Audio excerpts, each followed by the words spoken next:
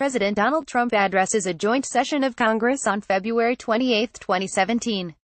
AP photo, Jim Lo Scalzo. President Donald Trump was unhappy about signing a $1.3 trillion omnibus spending bill last month because Democrats wouldn't agree to his demands for an astonishingly high level of military spending without also reversing the historically low public investment in the domestic budget. So he had a temper tantrum on national television. He unleashed a of consciousness rant with Trump, is there any other kind, about the ridiculous situation he was in. He called on Congress to give him a line-item veto, which the Supreme Court has already ruled unconstitutional. And while he fumed about the horrible omnibus that nobody read, he mentioned in passing that he signed it, reversing an empty veto threat. And we all had a good laugh. It was an oddly calming moment, restoring temporary faith in the idea that coequal branches of government exist and sometimes a president can do nothing but bluster. Even demonstrated that Democrats can use their limited power in Washington and secure what looked like a victory for the public. But that wasn't the end of the story. Trump and House Republicans, furious about having to work with Democrats, have concocted a scheme to renege on the deal they made, according to roll call. It would involve using an obscure post-Watergate law to pass legislation cutting an unspecified amount of domestic spending out of the omnibus bill. And they can do it without needing a single Democratic vote.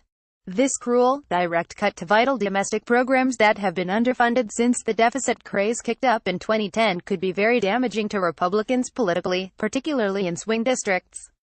But that's only if they go the legal route to accomplish it, putting Congress on the spot to deliver a vote. And Donald Trump's not someone likely to let the law get in the way of an idea. The Beltway name for this procedure is impoundment, and it was first used by President Thomas Jefferson, who in 1801 refused to spend $50,000 appropriated by Congress to buy Navy gunboats. Presidents throughout history have left appropriated funds unspent, using various rationales. But Richard Nixon, who we can safely assume is Donald Trump's role model in this gambit, took it a step further, routinely impounding funds for projects he simply didn't like. The Supreme Court ruled some of Nixon's actions illegal, and Congress responded in 1974 with the Impoundment Control Act. If a president wants to rescind spending on a certain program, they have to notify Congress specifically, with an estimate of the fiscal impact and a reason for the impoundment, and then get legislative approval. Congress would have to assent to the rescission request within 45 legislative days. Importantly, rescissions cannot be filibustered, which means that Congress could approve such a request with a simple majority vote in both chambers.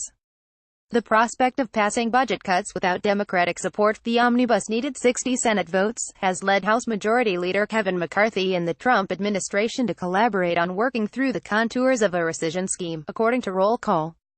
No details have been released on what might actually be cut. But just comparing the omnibus to Trump's budget requests shows that the programs on the chopping block would be ones that assist the most vulnerable people in society. Trump's budget proposal would have slashed Head Start for needy elementary school students and Pell Grants for needy college students. It wouldn't have increased a low-income housing tax credit that Democrats earned in exchange for fixing a glitch in the tax law.